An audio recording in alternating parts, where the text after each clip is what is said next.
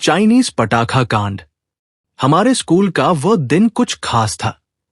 रामपद का जन्मदिन था और वह अपनी खुशी साझा करने के लिए स्कूल में एक बड़ी सी हांडी लेकर आया था। उस हांडी के भीतर सुप्रसिद्ध मिहिदाना, बेहद बारीक और रसीली बूंदी लबालब भरी हुई थी। जैसे ही टिफिन की घंटी बजी, हम सब लड़कों के बीच एक खलबली सी मच गई। हम सब बड़े चाव और उत्साह के साथ उस हांडी पर टूट पड़े और बराबर हिस्सों में बांट बांट कर मिहिदाना का आनंद लेने लगे। परंतु उस भीड़ में एक लड़का ऐसा भी था जिसने उस मिहिदाने की ओर आंख उठाकर भी नहीं देखा। वो था हमारा चिरपरिचित पगला दाशु। ऐसा बिल्कुल नहीं था कि दाशु को मिहिदाना पसंद नहीं था या उसे मीठा खाने का शौक नहीं था। असल में वह रामपद को रत्ती भर भी बर्दाश्त नहीं कर पाता था। उन दोनों के बीच एक अनकहा युद्ध हमेशा चलता रहता था। हम लड़कों ने रामपद से थोड़ा आग्रह किया, अरे भाई रामपद, दाशु को भी तो थोड़ा चखाओ, आखिर आज तुम्हारा जन्मदिन है। रामपद ने दाशु की ओर बड़े ही तिरस्कार और चिढ़ाते हुए अंदाज में देखा और कड़वे स्वर में बोला, क्यों रे दाशु, खाएगा क्या? देख भाई, अगर तेरे मन में इसे चखने का जरा सा भी लालच है तो साफ साफ बोल दे, और हां, साथ ही ये वादा भी कर कि आज के बाद तू कभी मुझसे उलझने नहीं आएगा और नहीं मेरी किसी बात में टांग अड़ाएगा। तभी तुझे ये मिहिदाना नसीब होगा। ऐसी अपमानजनक शर्त सुनकर किसी भी स्वाभिमानी व्यक्ति का खून खौल उठता और हम सबको लगा कि दाशु अब जरूर कोई हंगामा खड़ा करेगा। पर दाशु ने सबको हैरान कर दिया। उसने बिना एक शब्द बोले बड़े ही गंभीर और शांत भाव से अपना हाथ फैला दिया और मिहिदाना ले लिया। लेकिन कहानी यहां खत्म नहीं हुई। जैसे ही मिहिदाना उसके हाथ में आया, उसने खुद उसे खाने के बजाय स्कूल के दरबान की बकरी को आवाज देकर बुलाया। हम सबकी फटी आंखों के सामने दाशु ने बड़े ही इत्मीनान से वह सारा मिहिदाना उस बकरी को खिला दिया। इसके बाद वो उस खाली हांडी की ओर न जाने क्या सोचते हुए एकटक देखता रहा। फिर अपने होठों पर एक रहस्यमयी और डरावनी मुस्कान लाकर चुपचाप स्कूल के बाहर निकल गया। इधर हम सब हांडी को पूरी तरह साफ करके खेलकूद में इतने मगन हो गए कि दाशु की उस अजीब हरकत के बारे में सोचने की किसी को फुर्सत ही नहीं मिली। टिफिन के बाद जब हम वापस कक्षा में लौटे तो देखा कि दाशु अपनी जगह पर बिल्कुल एक साधु की तरह शांत होकर बैठा है।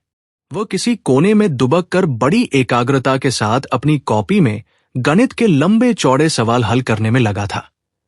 उसे इतना सीधा और शरीफ देखकर मेरा माथा ठनका। मुझे लगा कि दाल में कुछ काला जरूर है।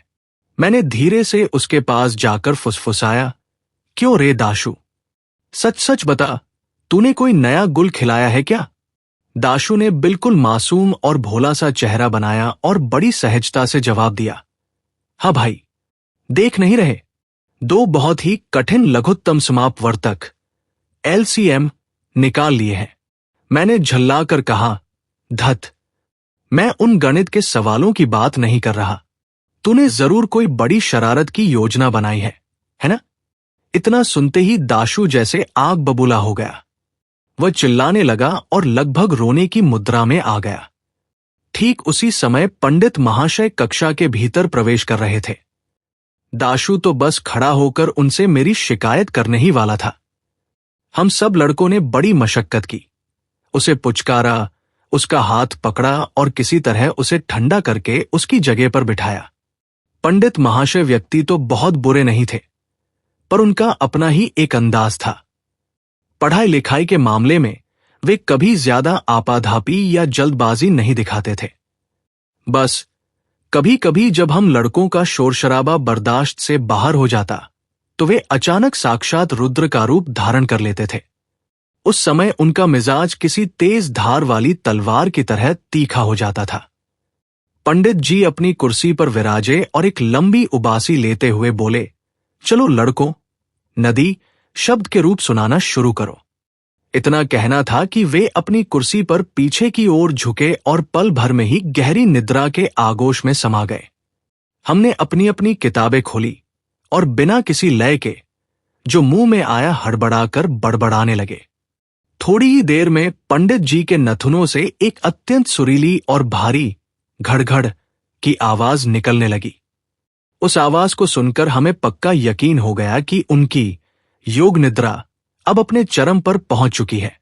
फिर क्या था? कक्षा में जैसे आजादी का ऐलान हो गया। हमने झटपट अपनी स्लेट निकाली और टिक-टैक-टो, शून्य कांटा तथा पच्चीसी का खेल शुरू कर दिया। बस सावधानी के तौर पर जब भी उनके खर्राटों की आवाज थोड़ी कम पड़ती, हम सब एक साथ मिलकर ऊंचे स्वर में नदी, नद्यों, नद्ये का पाठ करने लगते। हमने गौर किया कि हमारा ये सामूहिक स्वर उनके लिए किसी लोरी जैसा काम करता था और वे झटके से फिर से गहरी नींद में डूब जाते थे। पूरी कक्षा अपनी अपनी मस्ती और खेलों में डूबी थी, पर दाशु, वह एक कोने में बैठा चुपचाप कुछ कर रहा था। न जाने वह मेज के नीचे क्या टटोल रहा था, पर हमें से किसी का भी ध्यान उस ओर नहीं गया।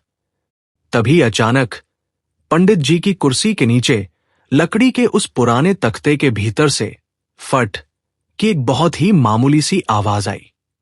पंडित जी ने नींद के झोंके में ही अपनी भ्रिकुटियां चढ़ाई और अधखुली आंखों से कहते हुए कोई भयानक डांट पिलाने ही वाले थे कि तभी फटाक, धड़ाक, दुमदाम, धुड़धाप, धमाकों की ऐसी एक अंतहीन और कान फाड़ देने वाली श्रृंखला शुरू हुई कि पूरा स्कूल अपनी नींव तक थर्रा उठा। ऐसा महसूस हुआ मानो दुनिया भर के सारे मिस्त्री और मजदूर एक साथ मिलकर स्कूल की छत पर हथौड़े चला रहे हों, या फिर तमाम लठैत और ठठेरे आपस में कोई महायुद्ध लड़ रहे हों। कुछ क्षणों तक तो हमारी हालत वैसी ही थी जैसी किताबी भाषा में कही जाती है, किंकर्तव्यविमूढ़। हम सब मुंह फाड़े बस एक दूसरे को देख रहे थे। पंडित जी के मुंह से बस एक चीख निकली और फिर उन्होंने अपने हाथ पांव ऐसे पटके कि एक ही छलांग में मेज लांघते हुए वे कक्षा के बीचों बीच फर्श पर जा गिरे। सरकारी कॉलेज का वो नवीन पाल, जो हमेशा ऊंची कूद, हाई जंप में गोल्ड मेडल जीतता था, उसने भी अपने जीवन में कभी ऐसी कलाबाजी नहीं दिखाई होगी। बगल के कमरों में छोटी कक्षा के बच्चे जो पहाड़े रट रहे थे, वे भी डर के मारे पत्थर की मूरत बन गए। देखते ही देखते पूरे स्कूल परिसर में त्राहिमाम मच गया। यहां तक कि दरबान का कुत्ता भी इस कोलाहल में अपनी पूरी ताकत से शामिल हो गया और बेतहाशा भौंक भौंक कर उसने उस हंगामे को एक अलग ही ऊंचाई पर पहुंचा दिया। करीब 5-7 मिनट तक चले उस प्रलयंकारी शोर के बाद जब धीरे धीरे सन्नाटा छाया और धुआं छटा, तो पंडित जी ने हांफते हुए और कांपते स्वर में कहा, देखो, देखो जाकर, ये आवाज आखिर कहां से आ रही थी? दरबान जी ने एक लंबा बांस मंगवाया और बड़ी ही सावधानी से मेज के नीचे के तख्ते को टटोला। उसने धीरे धीरे सरकाते हुए एक मिट्टी की हांडी बाहर निकाली। वो रामपद की वही हांडी थी, जिसके मुंह के किनारों पर अभी भी मीहदाने का एक पीला दाना चिपका हुआ था। पंडित जी की आंखों में जैसे अंगारे दहक उठे। उन्होंने रामपद की ओर देखते हुए दहाड़ मारी, ये हांडी किसकी है? सच सच बता। रामपद का चेहरा सफेद पड़ गया था। वो कांपते हुए स्वर में बस इतना ही कह पाया, महाराज, मेरी है। फिर तो साक्षात तांडव शुरू हो गया। पंडित जी ने आव देखा न ताव रामपद के दोनों कानों को पकड़कर ऐसे घुमाया जैसे चक्की पीस रहे हों। वे चिल्लाए, इस हांडी में क्या भर कर लाया था तू? बोल। रामपद अब तक समझ चुका था कि सारा ठीकरा उसी के सिर पर खूटने वाला है। वो बेचारा रुआसा होकर सफाई देने लगा, हुजूर, हुजूर, मैं तो इसमें बस मिहिदाना लाया था। उसकी बात पूरी होने से पहले ही पंडित जी गरजे, उसके बाद क्या? उसके बाद क्या वो मिहिदाना चाइनीज पटाखा बनकर फूटने लगा। हमें बेवकूफ समझता है। और इतना कहते ही ठास ठास करके 2 जोरदार तमाचे रामपद के गालों पर जड़ दिए। शोर सुनकर दूसरे मास्टर भी अपनी कक्षाएं छोड़कर वहां जमा हो गए थे। वे भी बिना कुछ सोचे समझे रामपद पर बरस पड़े। हमें लगा कि अब रामपद का बचना नामुमकिन है और वह बिना किसी कसूर के बुरी तरह पिट जाएगा। तभी अचानक दाशु अपनी जगह से उठा। उसने मेरी स्लेट उठाई और पंडित जी के सामने पेश करते हुए बोला, ये देखिए महाराज, जब आप आराम कर रहे थे तब ये सब स्लेट पर जुआ खेल रहे थे। देखिए, टिक टैक टो के घर अभी भी बने हुए हैं। स्लेट पर बड़े बड़े अक्षरों में मेरा नाम लिखा था। पंडित जी ने जैसे ही मुझ पर हाथ उठाने के लिए हाथ ऊपर किया, वे अचानक ठिठक गए। उन्हें शायद अपनी फजीहत का एहसास हुआ। उन्होंने दाशु की ओर आंखें तरेर कर कहा, चुप रहा, बदतमीज। किसने कहा कि मैं सो रहा था? दाशु ने बड़ी ही मासूमियत से अपना मुंह खोला और बोला, तो फिर हुजूर, आपकी नाक से वो घड़-घड़ की मधुर संगीत लहरियां क्यों निकल रही थी? पंडित जी को काटो तो खून नहीं। उन्होंने अपनी लज्जा छुपाने के लिए तुरंत बात घुमाई। अच्छा, तो ये सब खेल रहे थे? और तू आखिर क्या कर रहा था उस वक्त? दाशु ने बिना किसी डर के बड़ी ही शांति और गर्व के साथ कहा, मैं उन पटाखों में आग लगा रहा था। ये सुनते ही जैसे पूरी कक्षा में बिजली गिर गई। सबके होश फाख्ता हो गए। किसी को यकीन नहीं हुआ कि कोई लड़का इतनी बड़ी बात इतनी सहजता से कह सकता है। करीब आधा मिनट तक कमरे में ऐसा सन्नाटा रहा कि सुई गिरने की आवाज भी सुनाई दे जाए। फिर पंडित जी ने पूरी ताकत से हुंकार भरी, तूने उन पटाखों में आग क्यों लगाई? दाशु जरा भी विचलित नहीं हुआ। उसने रामपद की ओर इशारा किया और दृढ़ स्वर में बोला, तो इसने मुझे मिहिदाना देने के लिए इतनी सारी शर्तें और नखरे क्यों दिखाए थे? आखिर क्यों? ऐसा निराला और तर्कहीन तर्क सुनकर रामपद भी चिल्लाया, अबे, मेरा मिहिदाना था, मेरी हांडी थी, मेरी जो मर्जी होगी मैं वो करूंगा। दाशु तपाक से बोल उठा, तो फिर पटाखे भी मेरे थे और आग भी मेरी थी। मेरी जो मर्जी होगी मैं वो करूंगा।